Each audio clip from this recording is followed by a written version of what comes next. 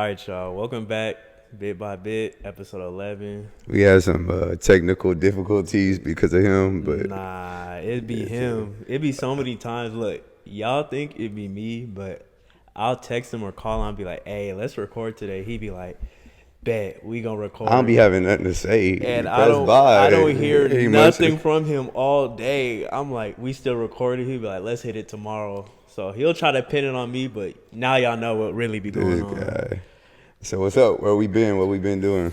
So we just got back from traveling not too long ago. I think, how long have you been back? I've been back for like maybe 2-3 weeks. You just 4 days. He just got back in town, but I was gone for 2 months. I've been back for 4 days. But y'all see we get right to it. Yep. So where did we go? We went to a couple parts in France. So Paris. We went to Nice, Monaco.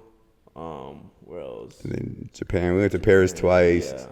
Nice, Monaco, and Japan, Tokyo. Yo, so it was dope was to that? me. Yeah, I think like the favorite city I've been to, we'll split it. So in Europe, I think my favorite city was probably Nice, but Paris is like neck and neck with Nice because you hear a lot of like bad stuff about Paris, and people say it's dirty, the people are rude, the food sucks. Well, the food do suck. I ain't gonna lie. I'm be real. Like the food, the food in Europe is you know what I'm saying? It's not the best. But I think somebody was telling me out there that you got to go to like the cultural spots. So like there's the Jamaican people in Europe. You got to go to the Jamaican spots, different things like that. But overall, I would say the food not it, but you don't go there for the food. We don't even travel for the food. Food is just fuel, in my opinion. Yeah. But yeah, like a lot of people say a lot of bad things about Paris. And the first time that we went to Paris, we stayed for like maybe like half of a day. Quick turn. Yeah, like half a day. So I didn't really experience Paris. I had went like 2 years ago. Then this time when we went, we stayed for a few days, and we went twice actually. What's crazy is actually the first time you came to Paris to come kick it. That's when you got orange pilled. That's funny. I'll tell that. I think I told it in the first episode, but I'll retell the story. It's a funny story. So when we be out in Europe, this nigga do all the driving. I'll be real. Like, he do all the driving. I don't want to fuck up the whip, Yeah, my life too precious. I don't want to fuck up the whip because the driving is a little different out there when you get into like inner cities. You know what I'm saying? Yeah, and roundabouts and stuff. But that's something you can learn right away. But this guy, he just want to sleep. Feel me? But go ahead. So he doing all the driving, and that's salute, big ups. He a real one. So the first time I go out to Europe, he's telling me about Bitcoin, and I think the Bitcoin price at this point had to have been like 16,000, 17,000 at that time.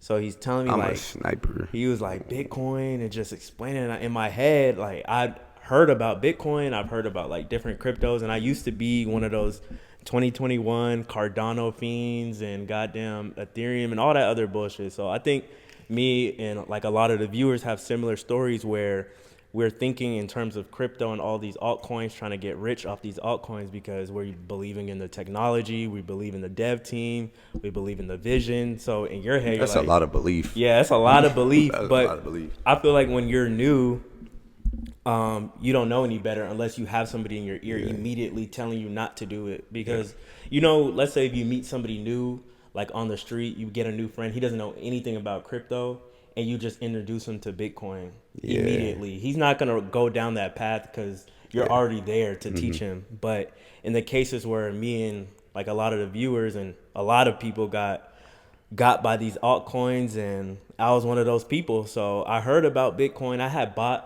some Bitcoin like in 2020 and 2021, but I didn't know what I was doing. I was just, let me have Bitcoin, let me have Cardano, I never bought XRP though. I'll be real. I ain't never buy that shit, but I had bought Cardano, Ethereum, some other bullshit. So he's just in the car and we're kicking it at the crib, and he's in the car just Bitcoin, man, like saying like all these different things about Bitcoin. But I'm trying to explain the problem. Yeah, so he's explaining it, but I'm like, this nigga is crazy. Like, I'm trying to sleep because we got a 5-hour. Wake your ass up. We got a 5-hour ride. So he's playing like Michael Saylor podcast in the car, and then like you just hear them talking about the problem, the monetary system, inflation, Bitcoin itself, and all its properties. And I'm hearing it, but I'm like, it's, you know how like a lot of Bitcoin podcasts are. They're kind of monotone. Like you have to really be paying attention. So I'm just Ain't too many RNs out there yeah, like explaining to make it it. kind of, you know, we say it like with our podcast. Obviously, we can say it in a way that's more structural, but we want to make it fun for you guys to like kick back, listen, enjoy, have a laugh, but still learn something. So with these podcasts, I'm just listening. And I'm like linked over in the car like this, and we're on the way to Paris. And I'm like, man, put some gun on. I ain't trying to hear this bullshit. So then I had sat. You put some gun on. So you need to listen to Michael Saylor. Fuck. Hey, I used to be an FN. So look, Like, bro. I Hey, wait, hold on. Let me cut you off. What's funny is, like, how I was basically telling you, like, hey, bro, this is the most important thing for you to learn. that's what he was saying. He was like, bro, this is the most important thing. Yeah. And I think I had just sat up, and I'm like, let me listen to this whole ass niggas. I'm like, so I sat up, and I'm like, all right, let me sit up and listen. So he just started explaining the problem, and you know, in terms of Bitcoin, you don't understand the problem. You can't jump to the You're not gonna property. appreciate the Yeah, solution. you're not going to Yeah. appreciate the solution. So he just started explaining like the whole problem with inflation. I think what really hit me is our system is a debt-based system, and no matter what, to keep the system going, we had to keep printing money. Yeah. So when that hit me, like we're in the car, it's a 4 or 5 hour drive, and I'm like, whoa. And you went to go watch The Hidden Secrets of Money. I think yeah. we watched it when we had got back from Paris. Yeah. Yeah, we had watched it at the crib, and I'm like, damn. And you remember my mind was blown. I'm like, this is how that shit worked, like, cause you understand. Once you watch The Hidden Secrets of Money, Yeah. episodes 1 through 4, you don't look at nothing the same. You're not looking at politics the same. You're not looking at Nothing, money the nothing. same. Like, that's a required watch from y'all. Yeah. You know what I mean? Mike Maloney, like, The Hidden Secrets of Money, episode 1 through 4. Mm-hmm. Watch it. Watch episode number 4 like 8 times. Like, And I then- probably watched it yeah, 25 Oh times. God! And then like the follow up for you is Fiat Ruins Everything. That's a good follow up to the Hidden Secrets of Money, because then that ties in that the money being fucked up is tied to all the world problems that we Yeah. do have. Mm-hmm. So once I watched that and he was explaining it to me, I'm like, what have I been doing my whole life? Like, where has this information been at? Buying fuck. Buying stocks, trading options. And I was there too, though. Yeah, so I'm like, whoa, there's really like a whole different like aspect of the world, and seeing it from another lens. And then when you pull yourself out and see the world for what it really is, you know, like what decisions you need to make, how you need to move with your life. And from then on, I just went full-fledged into Bitcoin that day. Yeah. Because I just knew like, okay, I need to get as much Bitcoin as possible, because after me realizing what I realized in terms of they're going to keep printing money forever to keep the system going, I'm like, Bitcoin to millions of dollars, that's going to happen 100%. It's a layup. Yeah, and I knew From 16, Yeah. 17,000, 20,000, whatever, to a Exactly. million is a layup. So I just started taking like all the money that I was making and Bitcoin. I had sold out of my dividend stocks, bought some Bitcoin, and I think how much did I don't remember how much I had stacked that first year, because that was near the end of the year. That was summer or the tail end of summer, or was that September? Yeah. No, Of never what, mind. 23? Yeah. So Bitcoin is probably in the It was like 18,000 that, because it was pre 20,000, or it might have been 20,000 on the dot. It was, yeah. I remember it just rain. Who knows, bro? But the thing is, like, damn, think about how long you've been, buying and Consistently. Like, and I'm telling you, like, hey, this is the most important thing. And that's the same convo that I had with Ace, which is my best friend. Like, he's one of my best friends too. And I was telling him too. He was telling me about this option strategy that he had. We were sitting right here in my living room, and he was telling me about this option strategy he had. And he was like, all right, look, this is what I figured out. Yada, right?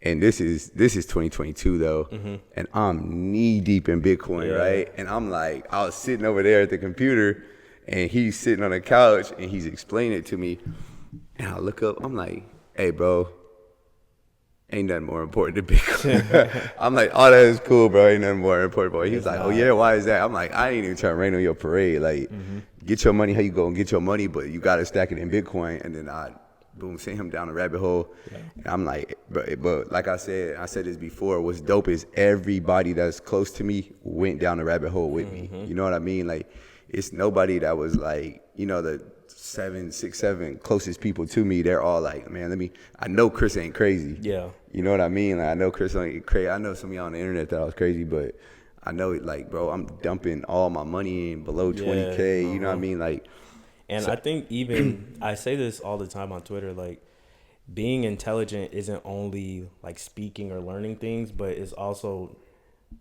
pointing out the people who do know things and being able to point those people out and separate them from the people who don't. Yeah. You know what I'm saying? And like, it's a lot of people who don't know nothing. There's a lot of people who do not know shit about shit. So if you see somebody, it could not even be me or him, you have to be able to point somebody out who is successful or doing the things that you want to do in your life. And if they're doing something or telling you something, you should listen and go 100% into what they're doing. After you verify what they say. Yeah. Even what we say, when we say something, go verify it. Yeah, go verify it. And that's how, you know, you see structural changes in your life. Because I know there's a lot of people that may meet you, or maybe you even have other friends or family members that see the things that you're doing and they still think this nigga don't know what he's talking about. Or you may say, go do this, this, and that, and your life will change. And they'll still sit there and be like, I seen somebody on the internet say this, this, and that. But you have somebody there that has a proven track record. Yeah. You know what I'm saying? But a big part of it is people don't read.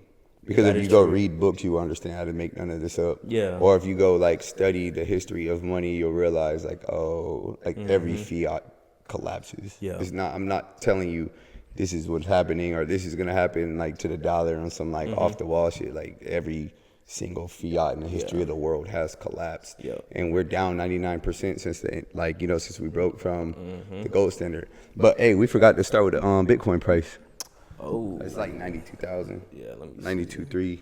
92.4. 92.4. The lowest I've seen it get in the last few days is 88. Some people are scared. You know what's so crazy, bro? This is what I noticed. Bitcoin be like 126, right? And we're like, hey, we told y'all, you know what I mean? But which is dope, because when Bitcoin hit its all-time high, me and this dude were traveling, like, just traveling around, you know what I mean? Like, I was just chilling. I checked my portfolio. I'm rubbing my hands, but But then what's crazy is, then when it pulls back 26%, and then the people are like, I told you, like. yeah, where you been at this whole thing? Yeah, like, where have you, bro? What? Like, I'm up like crazy, bro. Exactly. Like, People don't realize even at 88, 87, still up like crazy. I'm still up like crazy. But what's crazy is, what it is what I figured it out is, it's because I don't throw my portfolio on people's face every day. Like, you know, like, if you're like, let's say, a stock trader, options trader, you're like, I did this today, I did that today, I did this today. Like, I might show you that I'm buying, but I'm not about to put my portfolio on your face every day. You know what I mean? But we doing numbers. Yeah, the consistency is still there, whether the price is high, low. Yeah, like, because I'm trying to, like, illustrate a different point. You know what I'm saying? So, yeah, bro, and people come out the woodwork. Like, I told you. Why would you know what? Another thing I peeped, that a lot of the people on Twitter or like these different spaces, I feel like they don't actually own Bitcoin, because when the price goes new all-time highs, it'd be crickets. And it's like, you know what I think it really is? I personally think, and y'all see if y'all think what I think. I know exactly what it is, because So what I think is, people sideline root for Bitcoin because they want to pump their alts. Because you know the Bitcoin dominance is above 60%. It be people in these comments. Some of y'all reading this was waiting on alt season earlier this year. So if Bitcoin is propping up the entire market, and if Bitcoin is doing good, your alts are going to naturally get carried up. Yeah. So I think what a lot of people are like on these spaces, they're, Bitcoin, new all-time high, or like they might kind of root for Bitcoin because, okay, Bitcoin runs, then my fuck coin can go do this. So that's why when you see Bitcoin is hitting 126, 127, and the altcoins aren't really moving, everybody's quiet. And then, or when Bitcoin pulls back 20%, and now your fuck coin. Yeah, that's why everybody's all scared. Right, you feel now, me? like, that's why everybody's scared. But we've already told y'all, leave these altcoins alone. Like, you know what I mean? The unit bias kills people. Exactly. Like, people not understanding that these, like, bro, we was trying to tell people to stay away from meme coins, and they're like, no, but when Bitcoin goes up, this meme coin can go here. Or like, I can trade meme coins and get more Bitcoin. Like, what's the update on that? Yeah, where's the update? post portfolio. You know, every time somebody says something stupid on the internet, I post portfolio. Post-port.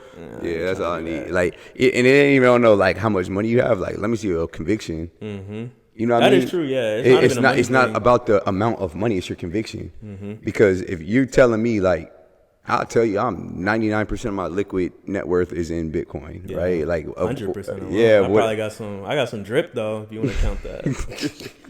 Shit, I got that. Yeah, but it's like, and I'm putting most of my money into Bitcoin, right? So that's my belief. You know what I mean? Like it's not even a belief. This is my bet. Yeah. This is my bet against the global economy, right? It's a put your money where your mouth is. That's it. A lot of and every time I people tell don't do somebody that put their shit. money where their mouth is, they They don't do fold. that.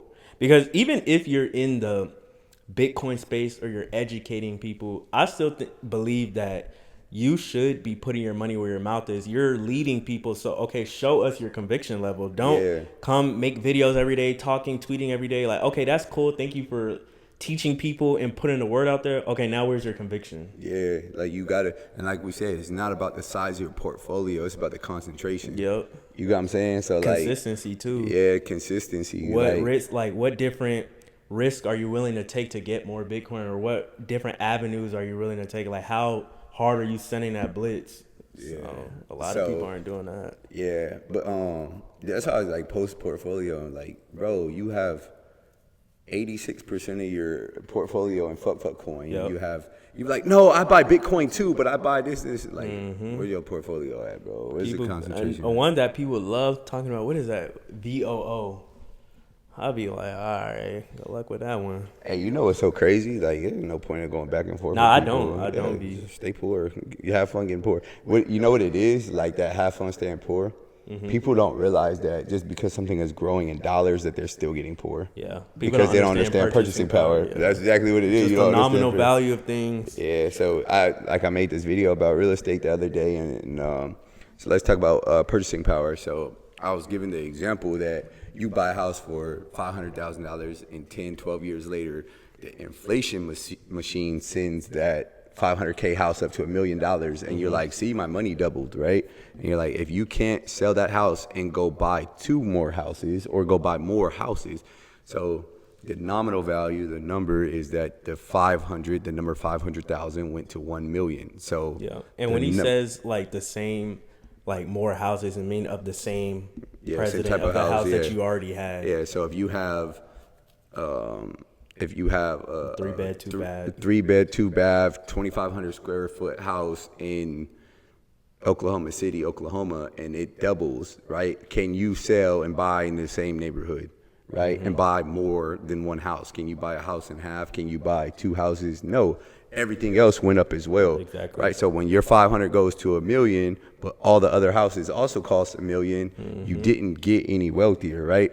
You just grew in nominal value, right? You have no more purchasing power. So at the end of the day, you need to be able to buy more things than you used to be able to buy. Yeah. That is the definition of wealth. Yeah. Right? So if you have a Magic Sonic token and I have $1 trillion, but your Magic Sonic token allows you to buy anything that you want in the whole world whenever you want it, as much as you want it, I will run out of money before you do. You're wealthier than me, even though you only have 1 token. Yeah. It's the purchasing power that's the point of the money. And that's how it even works in other countries. Like if you tell somebody, do you want 600 dirhams or $1? Yeah, you know what I'm saying? And you're like, okay, well, you got to calculate what gives me more purchasing power. So what I think on my journey is I'm like, hey, I'm here to get wealthier, right? So I'm not loyal to an asset class, right? When it's the money itself so it's almost like I have a Gatorade Zero, and then let's say like there's like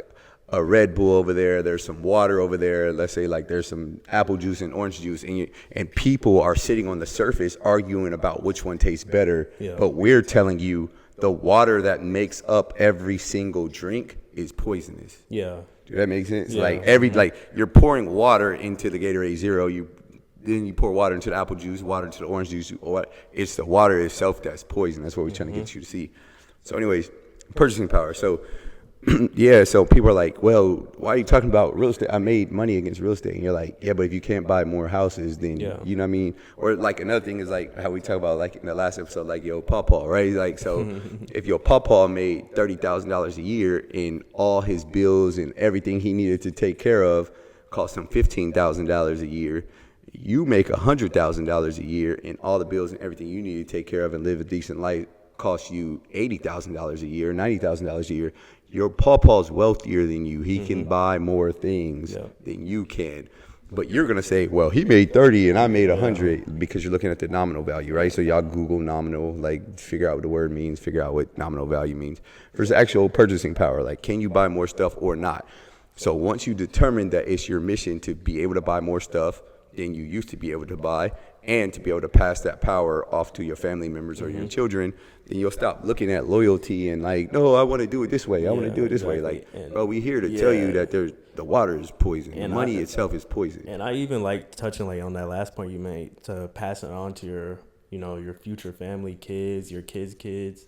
And I think that's why a lot of people are in this space, but then there's some people who are looking for their own personal gain. But I like to put out that you should be able to look in the future and look that, okay, there's going to be people who come after me. What can I do today to help the people who are coming after me, my kids, or people that I'm never going to meet? But let me take the sacrifice and invest in something now, because by the time it's time for them to start investing, then they're going to be looking at a $20-30 million Bitcoin. But you, the viewer, you can see $80,000-$90,000 Bitcoin. So it's up to you to make those sacrifices and do what you can now to stack for your future family. And once you understand purchasing power, then you're going to think, okay, how can I pass that on to my other future family? Yep. So, for example, my grandpa, he bought his house in Pasadena, California for like $17,000 in the 70s, right? Pasadena now, if you guys know, is like expensive.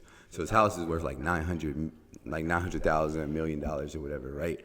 Now, you can't sit around and be like, see, my house went from $17K to $1 million. Look how wealthy I am, because every other house is $1 million. Is $1 million there. You know what I'm saying? Like, I don't know what they did with his house. He passed away, so I don't know what they did with his house. But yeah, like that's how you look at it. You look at it as like, can I buy more houses? Now, imagine we're just gonna use like simple numbers. Imagine we're gonna round it up to 20,000, and the house is worth $1 million. Now, imagine if he can sell that $1 million house and go buy 50 more houses, right? Only his house went up. Now he's 50 times wealthier than he used to be, right? But if your house goes up from 20,000 to $1 million, but every other house, like you can only buy one house. So on one side, the guy can buy 50 houses. He actually grew in purchasing power. On the other side, you're one-to-one with all the other similar houses. Your number in your account went up, but you didn't get any wealthier. It's kind of simple. Like, I mean, this is episode 11. Y'all should understand that by now.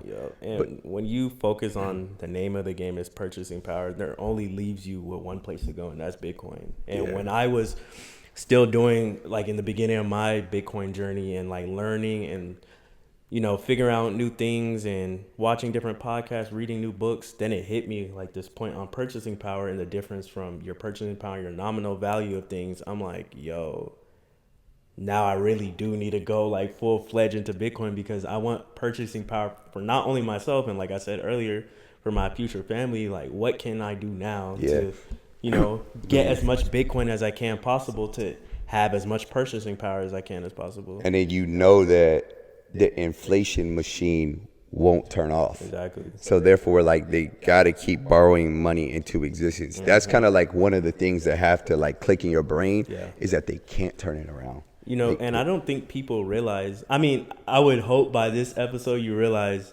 that when we say like fiat currency, it's a currency that's not backed by anything, but it is backed by something, but it's backed by debt. Yeah, it's backed by debt, yeah.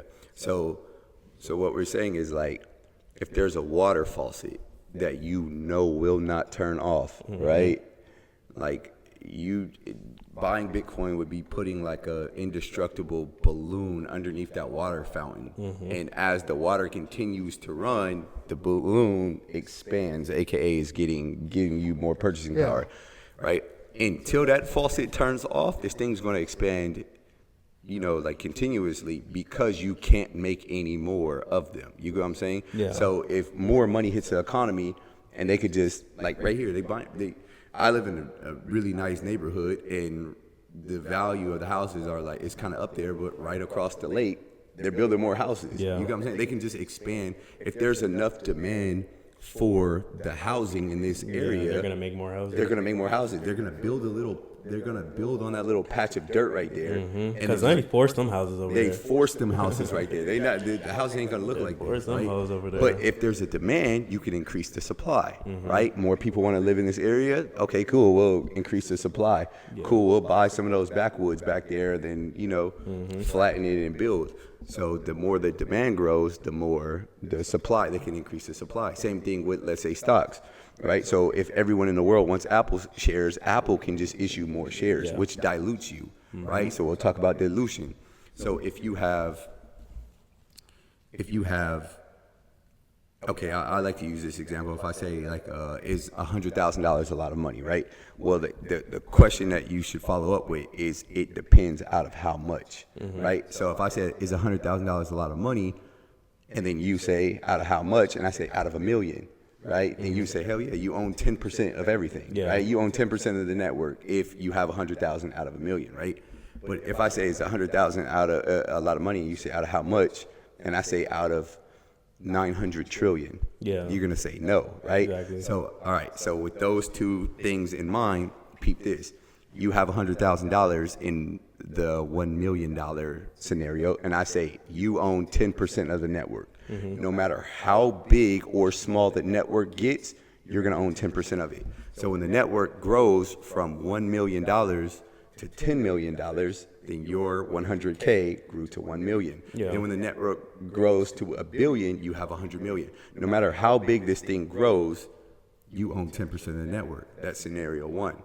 The diluted scenario is you own, we'll just use, $1 million. So you own 100,000 out of $1 million, but then when the million goes to 2 million, right, your 100,000 only goes to 125,000, right? So you got slightly poorer because that's less than 10%, right? Yeah. So what happens is that's how the dollar system works. Every single day that you wake up, there's more dollars in circulation than there were before you went to sleep. Yeah. And you didn't make that amount of money overnight. Exactly. So therefore, you woke up poorer than what you went to sleep every single night.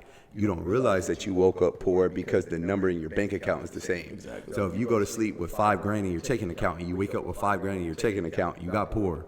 Yeah. Because the supply of the money expanded overnight. They don't shift the dollar itself. Yeah, it just Because then everybody would be in an uproar if they Yep. did that. So they just add more of them and So- leave you with the same amount. Exactly. So where I'm going with this is you're being diluted, right? Those dollars are being diluted, or you could be diluted in the stock market, or you could be diluted in real estate, right? Like by them increasing the supply. Now, when it comes to Bitcoin, let's say you own one Bitcoin. You own one out of 21 million. You own 121 millionth of the entire network. Yeah. If that network is worth 10 grand, you own 121 millionth. If that network is worth $1 trillion, you own 121 million. It's worth 1.8 trillion right now. So what's 121 millionth of 1.8 trillion? It's $92,000. Yeah. You get what I'm saying? Like, and then as people lose their coins, now you own a little bit more of the network. You get what I'm saying? As people who buy permanently come on, then they lose their coins, or they're never going to sell their coins. So the new buyers that come in, now they have to buy from the rest of the supply. You get what I'm saying? Yeah. So it's dilution. You don't want to be diluted. Exactly. All right, we can move on to the next point. So next point we could touch on is ways to be productive when you run out of buying power. Because I feel like a lot of people, when they run out of buying power, they think there's nothing else that they can do. And there's multiple sides to Bitcoin, because there's Bitcoin, like the asset itself, and then there's like the network side of things and like the technical side of things. So you could go learn about how to set up a node, how to set up a cold card, how to set up, different ledgers, Trezor. You can learn about multi-sig, single sig. You can go deep dive on what is your public key and how does the blockchain itself work? How does like the TXIDs work? And like, there's a lot of different things that you go and learn about. Yep. And I think a lot of people think just because I'm not buying, there's nothing I can do. Yeah, I'm not buying. I'm just sitting around rooting on the sideline. Like, nah, bro, go get in the field. Yep. Right, learn how to set up a solo miner, like you said. Learn how to download Sparrow Wallet or Wasabi or whatever. Nunchuck. Play with those. Learn the difference between single sig and multi sig. Practice setting up a multi sig. Right. Yep. So we'll talk about single sig and multi sig as well. But some resources for y'all. If you want to know, like, if you're on YouTube and you want to, look into, like, the technical side of Bitcoin, because not only is Bitcoin a financial instrument, it's money, right? It's also, there's a computer side to Bitcoin, it's technology right? itself, too. Yeah, it's technology itself that you can interact with. So the 3 pages that I like on YouTube the most, one, Southern Bitcoiner, right? Small page. And bro always, like, has some, like, good videos. 2, BTC sessions. He'll show you how to set up any wallet, right? Like, dope ass page. And then 3, Hash Rate Academy. So he talks about mining, talks about all these things, right? Now, with that being said, before we get to the single sig, multi sig thing, is that these are smaller pages. BTC sessions is kind of big, but Hash Rate Academy and Southern Bitcoiner, these are smaller YouTube pages. And I feel like a lot of young people or a lot of people, they're always looking for viral information. Yeah. Right? When you're a part of the Bitcoin community, it's a small niche, right? Or whether you're looking for investing or you're looking for whatever. Like I was telling you about some lawyer that I follow on YouTube. Bro's been, practicing like his specific lane of law for like 42 years. He's never lost a case in his domain or whatever. And bro get 32 views a video, and I'm one of them every single time. You get what I'm saying? Like, I'm not looking for the viral information. I'm looking for the vital information, like what's important. You knowing how to get access to your money if your hardware wallet gets stolen, right? Yeah. Like, that's important. Yeah. Right? Like, my hardware wallet, I left it in my backpack in my car, which you shouldn't do, but somebody stole it. All right, cool. You got your seed phrase somewhere? Yeah, because I feel like a lot of people haven't restored a wallet before. Yeah, or don't know exactly. how that actually works. Yeah, so go practice those things. Like, you can go buy a wallet, you can go buy a cold card, you could put $4 worth of Bitcoin on there, and then destroy it and then restore it because you have the seed phrase and practice those types of things, right? Then you start to understand, like, the freedom technology behind this. So when somebody seizes your hardware wallet and you're like, bro, I have the password in And my that's head. why You know what I'm saying? it's very like what he's saying, what we're saying is very important to go learn like the technical sides of Bitcoin, because you're not gonna come on the internet spewing bullshit and leading people the wrong way. And you know how we always say, if you're somebody who's misleading you like away from Bitcoin, they're you know what I'm saying? And I feel like a lot of people, There's a lot of popular dumbasses. yeah, a lot of people, they listen to people, and we were saying you need to deep dive and fact check this person. Like, okay, are they giving me information based off the best interest for me, or are they trying to sell me something? Because there's a lot of people out there who will lead you the wrong way, mislead you because They're getting wealthier. as they're getting wealthier, or doing like these things that they're misleading you away from because they have an incentive to make money. And if you don't understand the network side of things, like let's say you only understand Bitcoin, the asset itself, right? You know that there's 21 million Bitcoin. I understand the different things about like inflation, purchasing power, whatever, right? But you don't understand the network side of things. Then you can be easily misled when somebody comes on the internet and says, okay, the government can seize your Bitcoin, or Bitcoin, there's someone, Satoshi's gonna come back and steal all your Bitcoin, right? Yeah. But if you understand how the network works, then you're like, understand it's impossible. yeah, that's impossible. Yeah. Then you understand what a public key is. Yeah, You understand what your key. private key is. Yep. So let's talk about single sig versus multi sig. Okay, so single signature means you only need to sign the transaction with one key. So your key could be. Well, I guess let's start with keys. Yeah. Go ahead. Okay, so your keys is your private keys, right? So let's say you have a Ledger, Trezor, or a Cold Card, right? Your private keys is the 1224 seed phrase. Yeah. So that's why you can have your seed phrase and go restore it anywhere in any wallet of your choice, because your keys aren't your Trezor itself. Yep. They're the 24 words that it generates, 12 words that it generates. People just choose these devices based to their liking. Yeah. Like, I like the UI of Cold Card. I like how Ledger looks. I like the company. But the key itself is the 1224 words. And Okay, so what's a public key? so your public key is when you're The public, like your, I guess like a public address, like. Okay, so you can still call it a public key. Yeah. So when you're sending or receiving Bitcoin, that's your public key. So it's going out to the public where everybody can see it. So if I send Chris $100 worth of Bitcoin and is my public key, his to is his public key, right? So that's why That pops up on the blockchain. exactly. So if you click on any different block explorer, whether it's Mempool, what's another one? I don't know what's another. I usually use Mempool. So if you click somebody's address, or you can copy an address and paste it into the Google block scanner. Okay, yeah, So if you paste that person's address or you click their address into something like Mempool, you can see the different transactions. You can see how many Bitcoin is on that address or how much is transacted. You can see where they sent Bitcoin to. So it's public information. It's a public transaction. Exactly. Now, the important part for you to understand is the transaction, which has a transaction ID, is public. Exactly. Right? So this address sent X amount to this address, right? What you don't know is who the hell controls the address. Exactly. You got what I'm saying? And you can spin up new addresses every time for new transactions. Exactly. So when, let's say like in your Cash App or your Venmo or something, let's pretend that's like completely public. It will say OJ sent money to Chris. Exactly. But on the blockchain, it says this address sent to this amount of Bitcoin to this address. You don't know it's OJ, and you don't know it's Chris. You got what I'm saying? So yeah, it's a public ledger, which the dumbasses don't know what a ledger is, right? Exactly. So it's a public ledger, and yeah, it's like there's nothing to hide. That's the whole point of it. Because if it wasn't public, it would be private, and if it's private, you have to trust somebody to maintain it. Fuck, bro, people are fucking stupid. But anyways, Crazy as hell. so talk about signing the transaction. So if you're gonna send a transaction, you want to sign. So if you're gonna send a transaction, if you're gonna send it off these various different wallets, you have to sign the transaction before it being sent and being broadcasted to the blockchain. So you go in, you have a cold card, you can use a Sparrow wallet, you can use different wallets of your choice. And once you're about to broadcast a transaction, you have to sign the transaction. So you see the amount.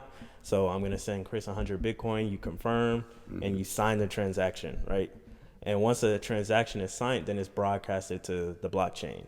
So if you have a single signature, that means, okay, I only have one signature that needs to happen. So I only need one device, one wallet to confirm that I do want to broadcast this transaction. But if you have a multi-sig, in certain setups, you can have a 2-signature setup. You can have a 3-signature setup. That means, okay, I need to sign on 2 devices in order to broadcast this transaction, or I need to sign on 3 devices in order to broadcast this transaction. So think about it like a vault, right? So let's say like the multi-sig. Think about it like a vault. Now, if you have this vault and it has these locks on it, each signature represents a lock, right? So you need majority of those signatures or a majority of those keys to unlock the vault in order to move the money. So let's say hypothetically you have like a 2 out of a 3 multi-sig, right? So there's 3 keys that are available and you need at least 2 of them to move the money. Yeah. Right. So let's say me and OJ have a business together and there's 3 keys. He has a key, I have a key, and I don't know, we trust a third party with a key or whatever, right? So in order for us to move any money, he can't do anything by himself. Yeah. I can't do anything by myself, right? The third party can't do anything by themselves. 2 people need to sign this transaction for it to happen, right? So, or it could be 3 out of 5. You can have 5 total keys and you need 3 of them to move the transaction. So if I have a cold card here at this house, and then I have another cold card in Colombia, and then I have another one, I don't know, somewhere buried down the street and around a corner, right? And I lose one, or one gets stolen, or someone tries to rob me, or the folks come and arrest me. Like, you can't move none of that money without the other keys, and it can't nobody help you move that. Like, even if you store it, like let's say with popular place you can set up vaults. You can set up one by yourself with Sparrow, or you can go to a third party like Casa or Unchained, and people think, okay, well, they can just call, they can get a subpoena to Unchained or Casa, but Casa or Unchained, they can't move your funds because they only have one key. They can't move it either, right? So I guess I guess you can get. I guess the government can seize your shit. I guess that's some new. That's a software update for Bitcoin. So yeah, and another thing too is like when you get these devices, let's say you get a cold card, they generate the seed phrase for it. They don't keep it in a database. Exactly, they don't know any of this stuff, right? So the government can't call them. It's even crazy that somebody would even approach it like that, as if buying Bitcoin's against the law. Exactly. You got what I'm saying? Like in the first place. But yeah, nobody can help you. In the same way, like there is no Bitcoin hotline. Yeah, there's no. So you there's lose no your corporation shit. to call. There's nobody. You lose your shit, it's gone. You lose it, it's gone, right? You don't have the keys. You know, it's gone. You cannot move. Because think about it like this: if the government could seize it or track whose transactions it was, then a lot of scamming or losing Bitcoin wouldn't be that big of a deal, because you could just trace, like, okay, let's say you got scammed, you lost $1 million worth of Bitcoin. Call up the call 1-800 Bitcoin. Yeah, call the government. It'd be like, hey, IRS, FBI, go find NSA, like. Come on now. Go get my keys. Go. Because there's a lot of mixers that once your Bitcoin's gone, throw it in a mixer, split the transactions up. You don't know where that Bitcoin went or whose Bitcoin that is. With that being said, your Bitcoin's actually not on these devices. Exactly. Right? Your Bitcoin just exists in cyberspace. So your Bitcoin's out in cyberspace, and your private key or your seed phrase gives you access to the Bitcoin. You got what I'm saying? So if you have let's pretend this is a cold card, right? If you have this cold card and go put it in the bathtub, my Bitcoin's not on this device. Exactly. Right? My Bitcoin's not on this device. Think about it like you could think about it like in a stock market where you might be on TD Ameritrade, right? And your Tesla stocks are on TD Ameritrade, and then you lose this phone. Yeah. Like, no, this phone was giving you access to the thing. Exactly. The stocks aren't sitting here on your phone, right?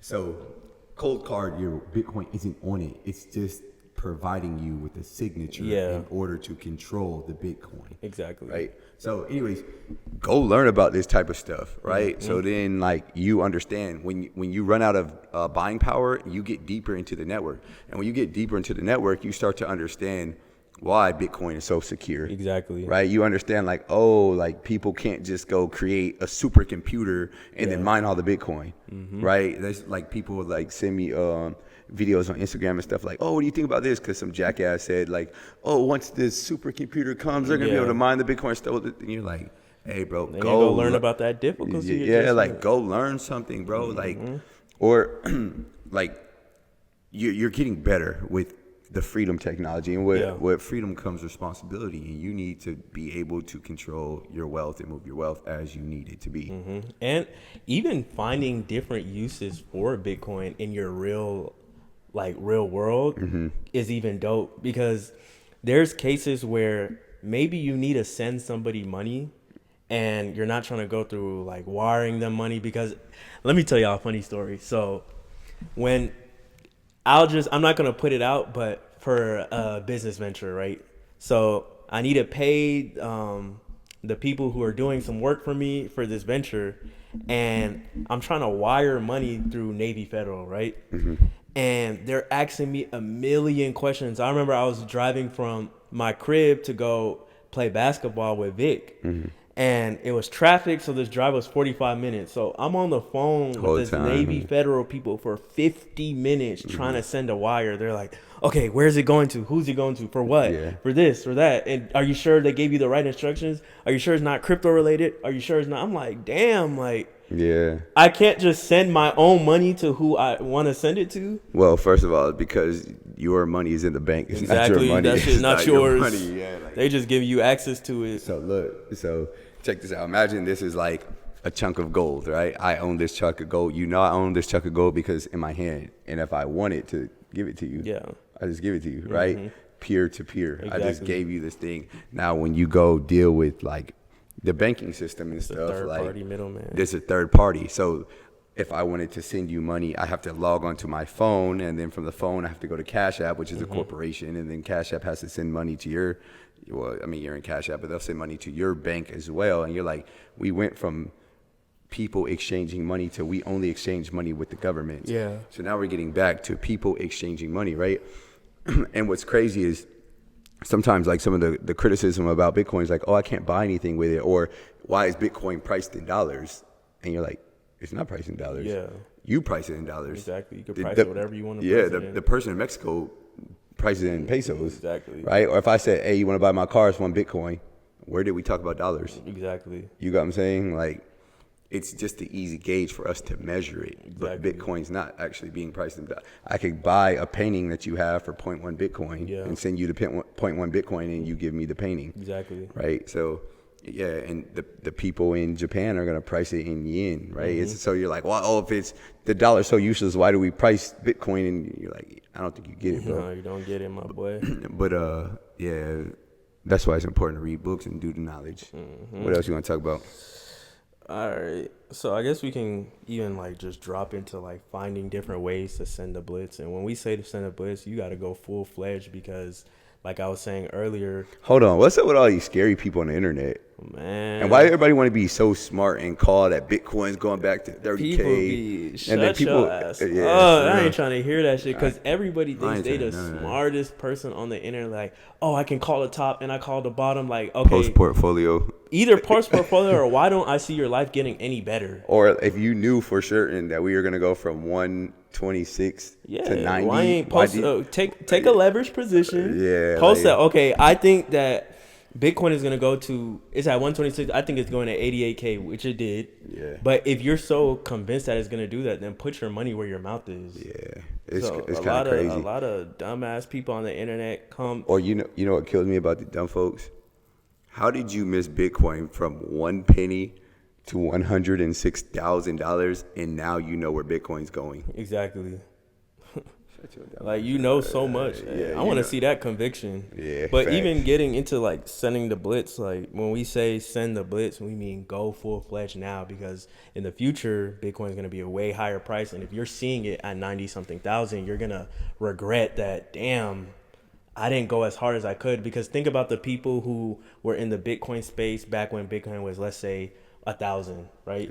If you told them, okay, we can rewind time, what would you do now to get more Bitcoin? People would probably sell their house, Anything, sell their yeah. cars, Work another job. yeah. Take out various different loans, max out credit cards, Yeah, you do anything. all these different things because looking into the future, it played out well, and that's what's gonna keep happening. So when people come and tell you like, all right, get to 0.1 Bitcoin or get to 0.05 Bitcoin, they're selling you short. You need to look into yourself and be, okay, I can do way more than that. Yeah. Don't be comfortable like, okay, I got to my 0.1, I'm good. Send your blitz and go as hard as you can right now. Facts. Because like he was saying, if your purchase power is going to increase with the more Bitcoin you have, why wouldn't you get as much Bitcoin as you can get? Exactly. While it's the price it is right now. Yep. All right, so yeah, so send the blitz and go as hard as you can now because you were saying like these small buys matter, like these $50, $100 buys. But if you could, It matters way more than you think. exactly, and because in the future, let's say Bitcoin, you've been buying $500 a month, and it's 100K Bitcoin you're buying into, and Bitcoin 10x's, you were really buying $5,000 a month, and let's say you were only making $5,000 a month. So after your bills and everything, you only had $500 left, and the future plays out, and you go and look back, you're like, damn, I was really buying $5,000 a month. But when I say do all you can to send that blitz, if you could have got that number from 500 to 1,000 or 1,500, you 10x that was 10 grand, 15 grand. So the way the math just works on what he just said is if you make, let's say hypothetically, you make $5,000 a month, that's $60,000 a year, and you're only putting away $500 a month, right? But then when Bitcoin 10x's, you really put away 5,000, right? So you were living on a $60,000 salary and saving $60,000. You were living on $60K, and you made $60K, and you saved $60K. Yeah. That would be equivalent of you working all year and saving every single dollar you made. Exactly. Right. So same thing with like 100. If you can only do $100 a week, but then when you look back, when we get to the 10Xs, you're like, damn, I was saving 1,000 a week. It's kind of like that one guy who posted like, hey, I've been buying Bitcoin every day. I think he did $70, $80 a day for 6 years. 7 years, right? And in total, he, I think, invested $86,000 worth 1.1 million, Exactly. right? But imagine at the time, somebody was probably telling him like, oh, why are you buying right now? The price is too high. Oh, you're buying at the all-time highs of $4,000. You know, oh, what's you're funny? buying the All those all-time all-time high people, when you're buying at the all-time high, how come they never come back when we blast through the all-time high? Yeah, And then they look stupid and they never come back to comment like, I was wrong. you know, It what I'm just be saying? post-deleted. They just Yeah. post-deleted. Post-deleted. Because eventually every all-time highs are going to become a floor. Because I remember we were in Tulum, not to cut you off and change the subject, but I was just wanted to touch on. Remember we were in Tulum and Bitcoin was like at 68, 69,000. And I was buying like the current all-time high of Bitcoin. And I was telling you, I'm like, damn, should I like wait till it dips a little bit? And I remember you saying that eventually this 68, 69,000 is going to be a price that people dream Bitcoin to fall to. But you have to be able to see that yourself too and keep consistent. And then eventually when that plays out, you're going to be like, damn, I was buying what the floor price is right now. Because if you look at things now, when Bitcoin, even take it now, 92,000, right? If you could go up to somebody and say, if Bitcoin went back to 69,000, what would you do? And a lot of people would be like, okay, I would be buying as much as I can and I would be doing all these different things. But back then when Bitcoin's all-time high was 69,000, you're buying into that $69,000 Bitcoin. Yeah. You're like, do I want to really do that? So you have to be able to see past in the future and be able to see that eventually this is going to become the floor price. Yep. I was around on Money Twitter from the Bitcoin run when we ran to 21,000, right?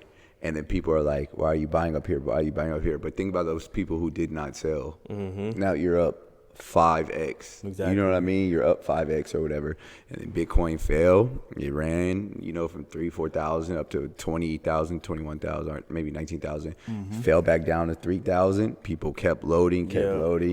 And then you go back to 20,000. Right when it went back to 20,000 that second time, people were like, "Why are you buying up here?"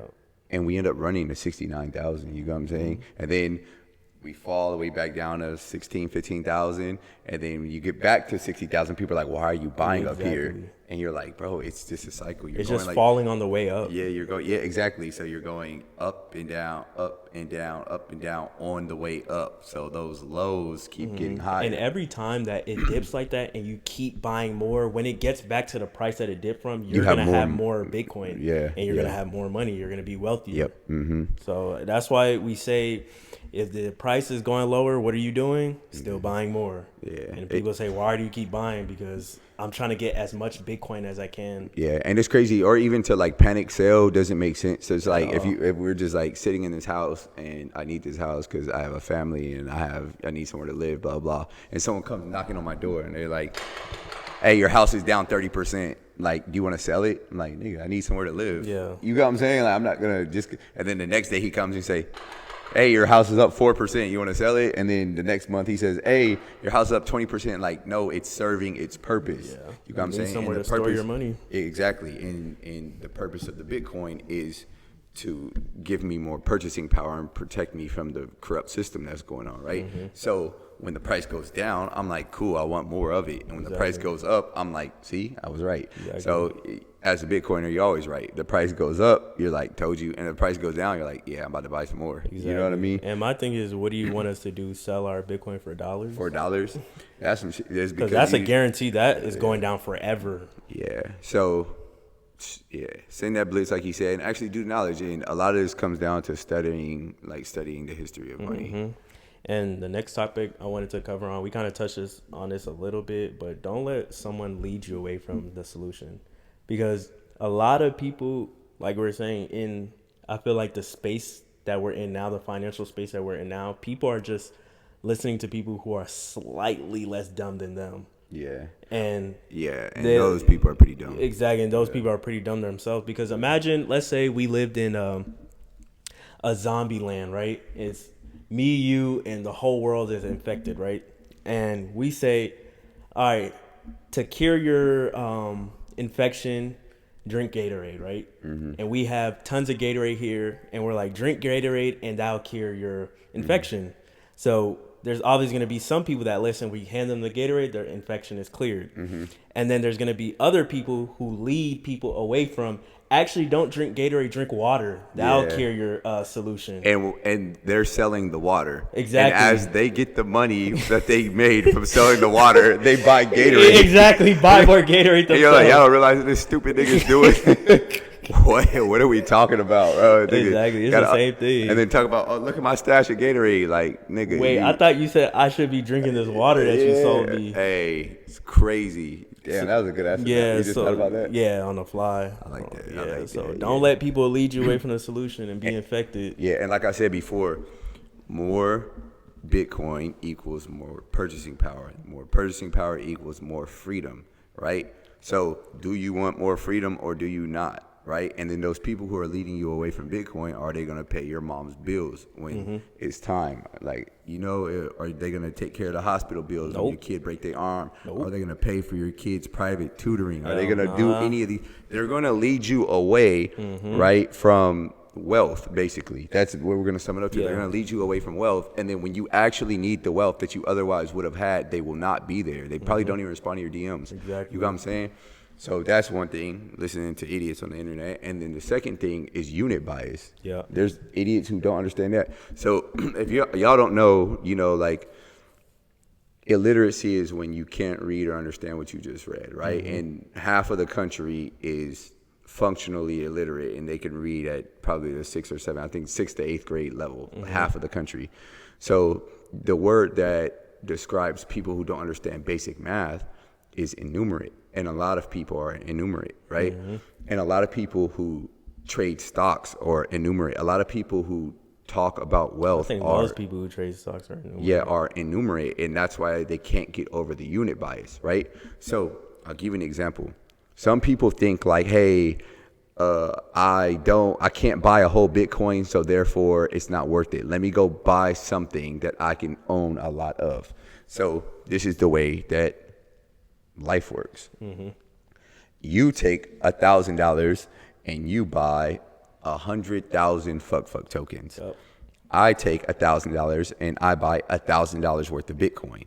The fact that you have 100,000 units of something and I only have 0.0001 Yep. of something does not matter. The goal is more wealth, ain't it? Exactly. So the only thing that matters to more wealth is which one's going to compound more. That's it. So when your shit goes down 30% and my shit went up 20%, then the next year yours goes up 8%, but then mine goes up 40%, and then yours goes up, I don't know, 80%, but then mine goes up 120%. It doesn't matter that he has more units of this than me. My wealth outgrew his, even though we both started with $1,000.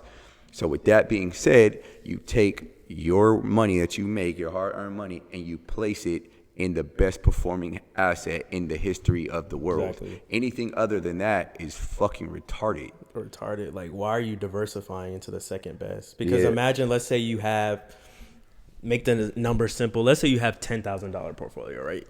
And you take half of it. I'm gonna just make this easy. You take half of it and buy Bitcoin, right? And then you take the other half and you buy fucking Tesla stock. And let's say Bitcoin goes up 100% and Tesla goes up 50. So half of your money, your $5,000 doubles. So you have 10. And then the other half of it does a 50% return. So you have 2,500. So now you have what, 10, what, 17.5? Did I do that right? So now, did I do that? Okay. 5, double, take half, 17.5, right? So imagine person B, they have $10,000 portfolio, but they put the whole thing into Bitcoin. Yeah, you own Their it. whole 10 grand doubles, so now they have 20 grand. So So a lot of diversification, when you're diversifying away from the best performing asset in the history of the world, when you like break it down in simple terms, it just means less money. Exactly. Yeah, like You're getting less money for doing all that diversification. But in the traditional finance space, they teach you diversification. diversification because they make money off of managing your portfolio. Mm-hmm. Once you even put that together, you're like, Yeah. oh, like you try to make money seem so complicated that I can't do it myself. Exactly. So therefore, you'll manage it, and I got to pay a fee every year, right? Mm-hmm. It's like. It's kind of crazy. It's like if you're betting on horse races and this horse wins every single time. Yeah, Someone has to play some type of Jedi mind trick on you to convince you to bet on another horse. Yeah. And they'd be like, hey, you're actually not smart enough to realize that horse is going to win again. Right? The best performing asset in the history of the world. Like, but anyways, you do the knowledge and you come up with your own conclusion or whatever. So that's another thing. But anyways, back to the innumeracy thing. So when people don't understand that, like, all that matters is the CAGR, right? So when these stock traders and Do you want to say cake? Maybe some people don't know what that. yeah, I'm explaining it. So the stock traders and the index fund bros and the S&P 500 bros and the real estate bros, like, well, you can't buy a whole Bitcoin, or you only have $5,000 and blah blah blah, and you're like, all right, compounded annual growth rate. Right? Compounded annual growth rate. Only thing that matter. It's the only thing that matters. How much does this grow year over year? Because my 5,000 put into something that's growing at 50% a year, and his 5,000 is growing in something at 10% a year. I'm going to end up wealthier than him because the CAGR, right? Yeah. So innumerate people don't understand that. They just want more units. So therefore, crypto developers know that. Exactly. So therefore, they're like, "Hey, all right, bro, let's develop a coin, right? Make We're that gonna- shit 2 cents. We're gonna make not even 2 cents is too much. Right? Make that We're bit gonna- .001. We're gonna make penny. it .001. So then, when you look in your portfolio, You have 2 million. Yeah, you have 16 billion units. Now, if you have 16 billion units and each unit goes up $1, you're gonna be the richest nigga in the Hey, world. the amount of people they sold on. If this gets to $1, Yeah, if this gets to $1, it's a wrap. Why not none knowing of that shit went to yeah, $1? Not right? knowing that you have to look at the market cap. How much money would it take to get this thing to $1? Hey, they hit up with a Carmelo Anthony pump fake. One of those. Yeah, niggas win. What are them hoes? And then what's crazy is then eventually what happens is people either leave crypto alone or they become Bitcoin only. Yeah. But then there's a new class of people that come around and they get hit Fall with for that same hezzy, same pump fake, and they get to jumping in the air and Carmelo scores. Imagine these developers going from project to project to project. It costs them $0 to spin up this coin. Then they pay some influencer to talk about the coin. Right, and then you're like, "Oh, this person said this is the next Yeah. big deal," and then Not knowing that they got paid to say that. yeah, like, well, did the Bitcoin organization send you any Because money to talk about it? It was this. I think I had made a tweet, and this dude from Caspa, this coin, had commented, and when you got that verified badge that you're like you actually worked there for their foundation. He was like, "Oh, that's why you need to come to Caspa." And I just sent him the picture of Caspa being down 67% this year. Then he was like, "But Caspa is like Bitcoin," and I was just explaining because Wait, he was verified by Casp? yeah, he was. And I sent him the price of Caspa. He was like, other than the price, is there anything up that's wrong with Caspa? And I'm just like, Other than the price is hey, Why wouldn't you take less money? Yeah. Hey, we know you're gonna get Yeah. a little bit less like money with us, but just believe, bro. Trust and us. I was just explaining because I wanted to drop this so other people may click the comments and see, oh, he didn't say anything. What is wrong with Caspa? And I was just explaining to people that all these altcoins are the same thing. So they pay a dev team. Let's say they pay a dev team a couple $100,000 to spin up this random, a couple $100,000, maybe less than that. nigga, $40, bro, and a Gatorade Zero. All right, they pay them whatever to spin up this blockchain It's technology. a couple $100,000, bro. Blockchain technology. Well, I'm sorry. They spent a couple $100,000 on the marketing. On the marketing, Yeah. all right, cool. On Yeah, the marketing but side. to create the coins, as long as you got the Or like the internet, blockchain technology, whatever dev team you pay to develop this blockchain technology, and then they'll say it's faster than Bitcoin. faster. Yeah, They'll but make go up a ahead. random thing that they're trying to solve. They'll say, okay, this blockchain does this. You can do these many transactions. It does this. You can store it. Whatever they say, right? And then from there, they'll do some branding, put a stupid ass name on it, and then they'll pay a whole bunch of developers and make you transact in that coin, right? So, new coin, new fucking blockchain, solving a problem that nobody asked for, and then like they'll be like, We're gonna end dog hunger. Imagine, all the hungry dogs in the world. We're exactly. gonna fix it. Imagine you in the house, right? You flip that light to turn the light on. Oh, yeah. They'll do something like, okay, well, if you with this light, if you fucking, I don't know, we're gonna put a double switch on it, or we're gonna put a new outline on your switch to make it faster to turn on your light quick. Like, and then people are gonna be in your comments like, your light switches turn on too slow. If you use this light switch, like, bro, it turns on, my nigga. Like, the switch works.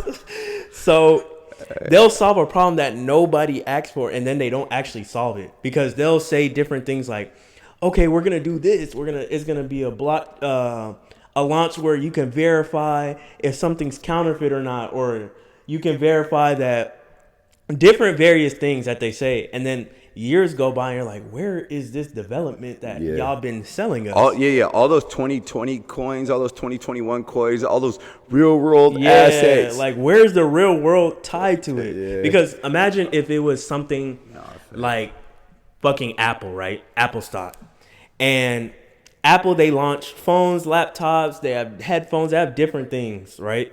And imagine Apple came out, new company, and they said, we're going to make a phone that can stand up on its own, make calls for you, and read your mind, right? And everybody's going to throw in a lot of money. And for 4 or 5 years, people are like, they're going to do this, they're going to do that. And nobody's like, yo, where's this shit at? Yeah, like, where's it at? Where's this shit at? And people keep investigating it. Like, and XRP's going to dethrone the Swift banking system. It's been a decade. Where is that shit at? Where is the updates? Because people invest in Apple and different companies based off what they're doing right now. What are you launching? What are you delivering? What are you to doing people? right now? Then how is that going to grow? Yeah, and where's your revenue? Because with these different altcoins and their technologies, they're not making money from the technology itself. They're making money by you buying the... Yeah, because if it was about the technology, right, then they would just transact in something like Bitcoin or dollars, or something that's a neutral. good point. You're know like, what I'm saying? This company is going to end world hunger, but Give me your... but it'd be like if Apple was like think about it, y'all. Why doesn't Apple have their own currency? Yeah, Apple bucks to buy the phone. Yeah, why don't they have Apple bucks? You have to use dollars, euros, yen. So if you're like, yeah, I believe in crypto, but I'm just like, yeah, take your crypto project and charge people in Bitcoin. Yeah, exactly. But no, you're making them buy your own currency, so then because that's how you get your money. Yeah, that's how you get your money. Hey, niggas selling those Gatorades and Oh Zombieland. God, man, stop buying that let's damn talk water. about the price going up. People are like, oh, why is the price going down? Chris, the price is going down. Chris. Oh, I seen a nigga say that on Twitter because I was just looking at you had posted that we're recording. A nigga said, "Can you touch on why the price is going down?" Oh, ass nigga, the price going down. Because there's more sellers or there is buyers. Hey, the market is just a big auction. Exactly. Right? So when there's a lot of selling pressure, the price goes down, and when there's a lot of buying pressure, the price goes up, right? And you don't know why somebody will sell, and you don't know when it will happen, right? You just have to trust that there's more buyers out there, or you have to make the educated guess. There's more buyers out there that will eventually step in, right? So if these people, let's say hypothetically, whales are selling. Right, that's the narrative right now that whales are selling. People need an answer for like the dumbest things, but like, bro, just go figure out how it works. But look, so let's say whales are selling, and let's say this guy that has 6,000 coins is dumping, and this country that has 4,000 coins is dumping. Like, why they're what are you gonna do? Convince them not to sell? Exactly. Like, why does it matter? Yeah, they're gonna take their price. Like, you should be thankful because by the time the world catches on to what's going on in the financial system, Bitcoin's going to be priced at $5 million. And then imagine you trying to spend your $1,000 to get some Bitcoin at that point. You know what I'm saying? So you need people to take their profits. You need the market to come down. You need the healthy resets or whatever. And what's crazy is, you know that video of me walking and I'm like rubbing my head and I'm explaining like, hey, right now is a good entry, blah, blah, blah, because when we get back to all-time highs. That was 58,000. That was like me trying to convince people to not panic and buy some at 58,000. And then when I made the video with when Seven was in the background playing and I was sitting in the back, like the price was higher. The buy the dip videos, the price is higher and higher and higher and higher. Every single It's time, crazy you know? that even right now they don't feel like a dip, because I had just posted that. Remember when Bitcoin went to 86K and we were all like, told you niggas. That nigga took a selfie in the bathroom and posted the 86K. Oh God, it's just like It was now it's happy, coming back to 86 And and, you're like, bro. everybody's panicking. Like we were just celebrating an $86,000 Bitcoin. So I don't, But it's a time preference thing, man. It It's because is. people want to get rich tomorrow or whatever.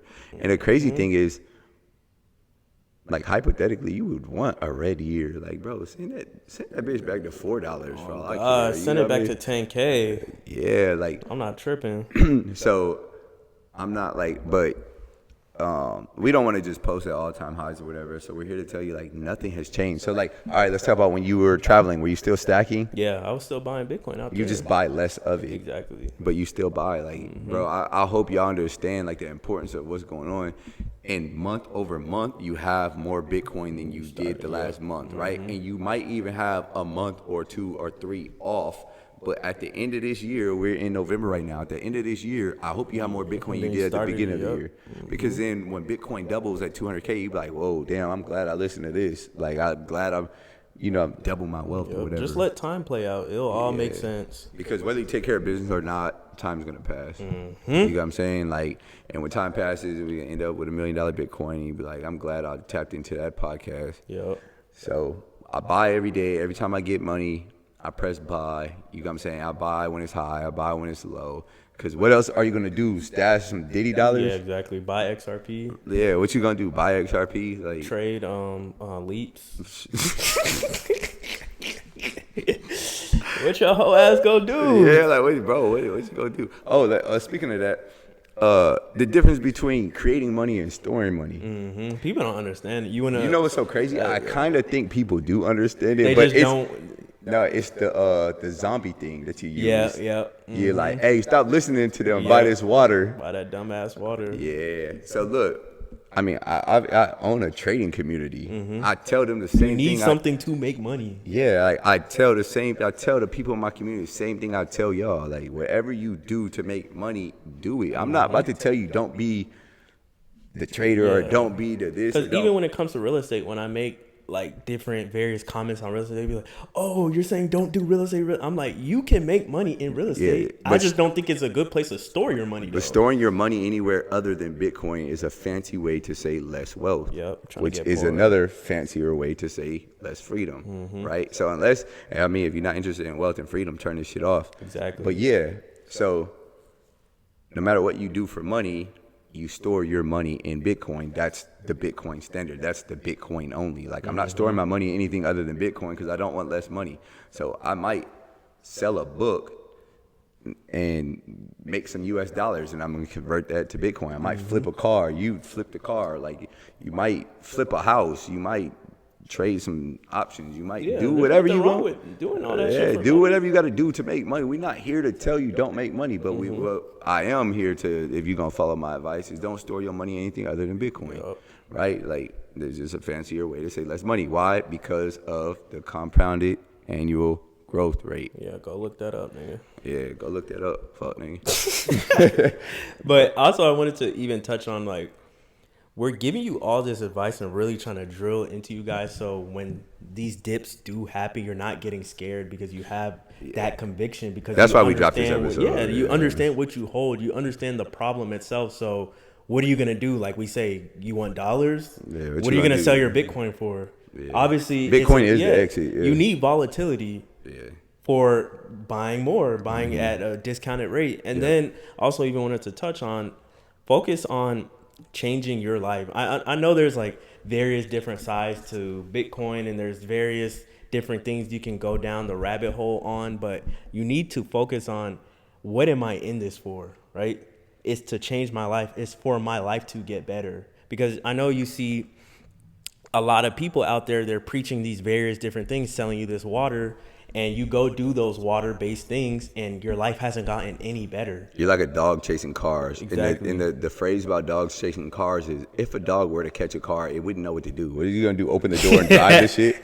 You don't even know what to do. Like, you're just a dog chasing Just cars. chasing shit, just doing Yeah, shit. like you just doing shit. Like people be Doing like, shit. hey, why would you? Even people were like, bro, when like I was deep in the stock market, people were like, why would you trade stocks when you can do e-commerce? Or why would you do Yeah. e-commerce when you could be an insurance adjuster? And I'm like, everybody got something to sell your ass. You know what I mean? Hey, But, like, hold on. What happened to them 18-wheelers, them semi-trucks? Oh yeah, get a truck and then Yeah. like, bro, the people who are really like that are still out there. Mm-hmm. But there was a lot of people who just came and went in every industry.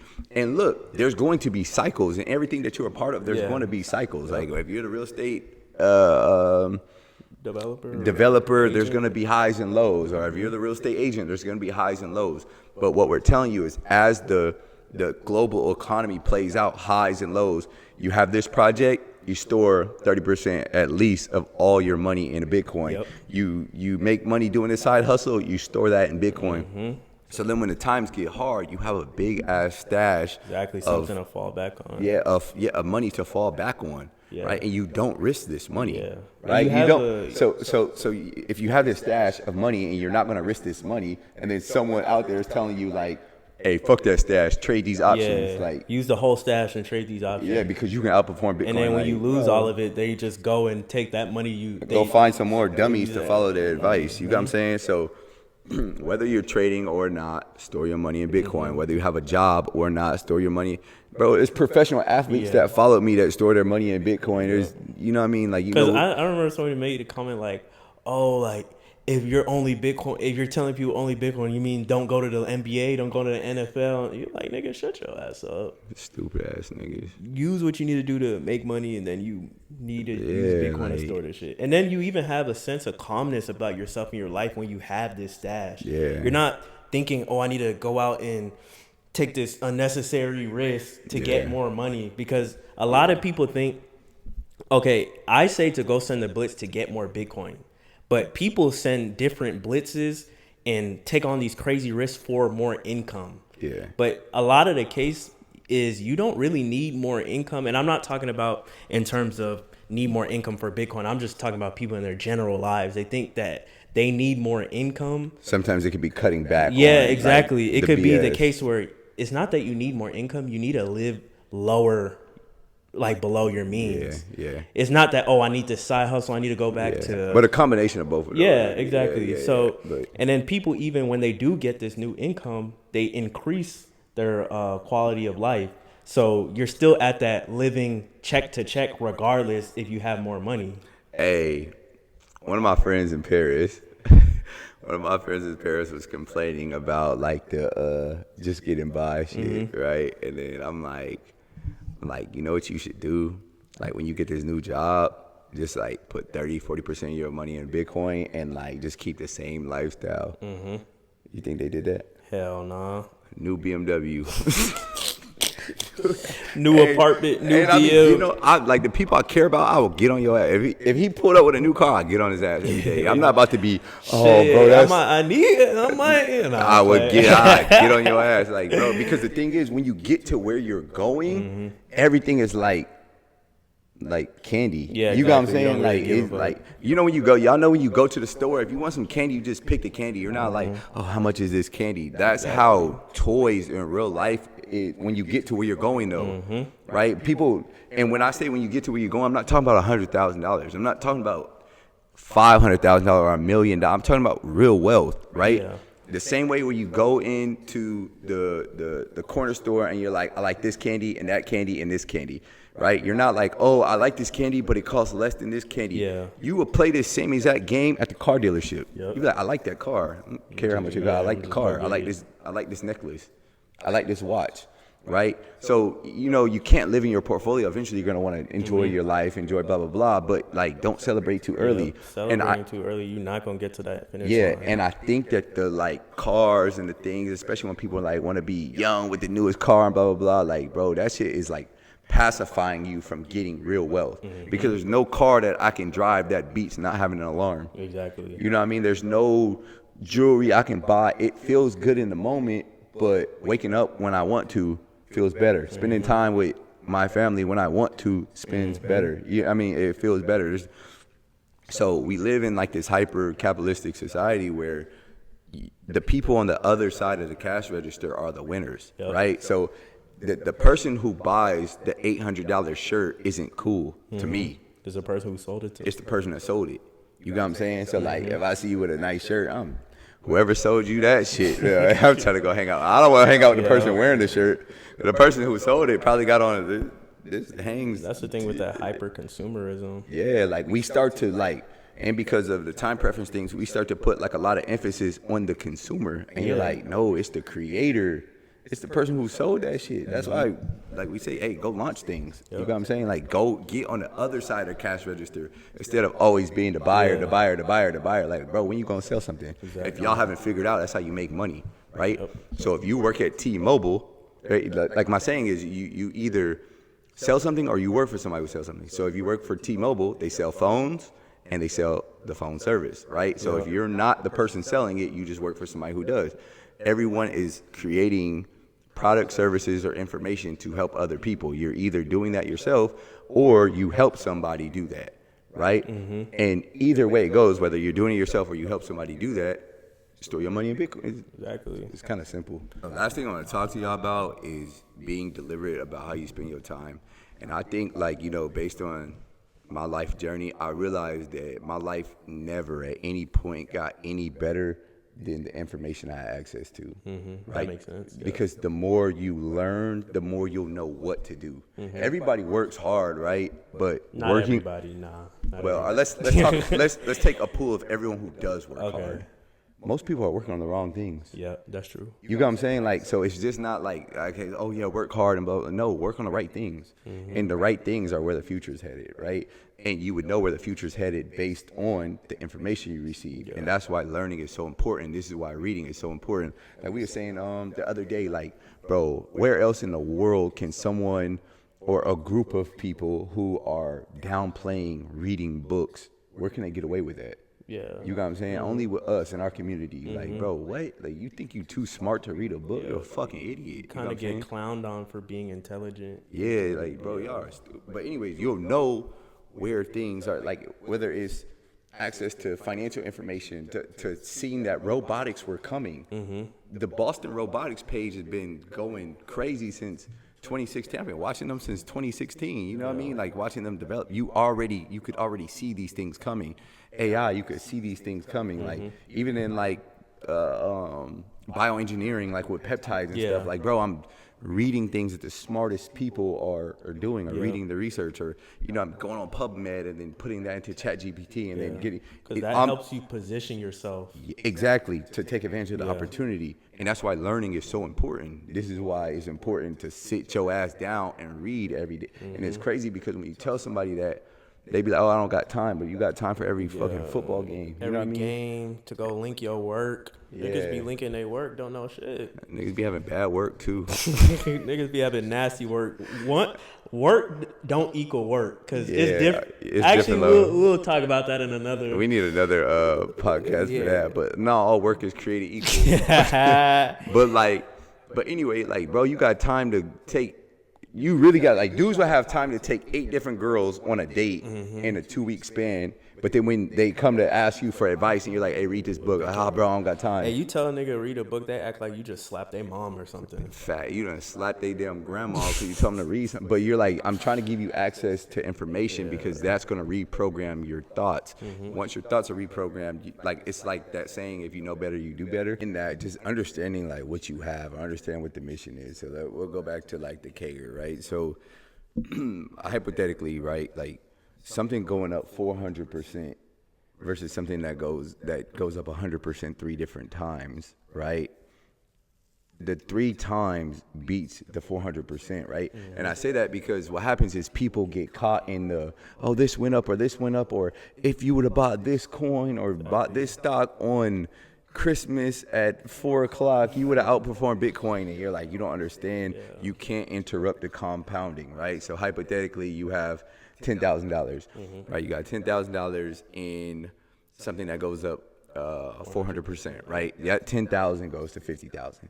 You have $10,000 in something that goes up 100% 3 times. Your 10,000 doubles, that becomes 20 the first time. Then the second double, it takes it to 40, and then the third double takes the 40 to 80, right? So chasing the quicker thing, you would have had, $50,000 versus letting things compound at a high rate. Then you end up with 80,000. You end up with more money, right? So that, like, understanding what you have, and you'll know that by doing the knowledge. You'll know that by, like working on basic math skills and stuff like that, right? In And that book. yeah, getting in books, bro, and start understanding those things, because you'll see a lot of that. Like, hey, why would you buy Bitcoin when this one specific coin that I didn't buy personally, but if you would have bought it, you know what I mean? Like, if you would have bought why it. don't you, when they post those things with this did 400% on Christmas Day, like, why don't you post that and your position in it? They just post that it happened. No, because I'm private, bro. I'm private, bro. buy that At shit, least. man. Yeah, shut your ass up. But all right, so this is episode 11. For you guys who are just watching it, we suggest you go watch every episode from 1 to 11 in order, because we start with the problem and then we slowly, gradually just build our way to like Bitcoin. Why it's the solution? Why it's the best solution? Right? So they're kind of meant to go in order. I feel like episode 1 through 10, we kind of made our point, so we're gonna have to go in a different direction for 11 Get or on whatever. people's ass. Probably just get on people's ass. We know some of y'all need reinsurance or want reinsurance, right? Don't listen to stupid ass people on the internet who can't do math or read a book, right? Anything else? Shit, press buy, fuck nigga. Yeah.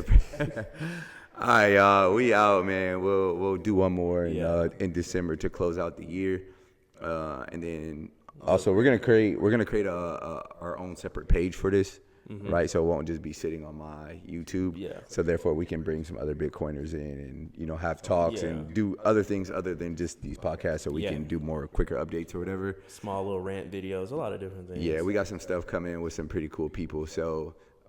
Then the people who made comments the last video, you were saying that they won. Oh yeah. So the people. So our last video, episode 10, we said we're gonna give 3 people $500. So you'll be tagged in this video, and also we'll respond to your comments, so you can DM us or whatever. We'll get your contact information so we can announce the winners. That's it. Yep. All right. Chris. This is OJ. Bit by Bit Episode 11. Episode number 11. Go watch them in order if you new around here. We out. Alright. Oh, that shit was recording.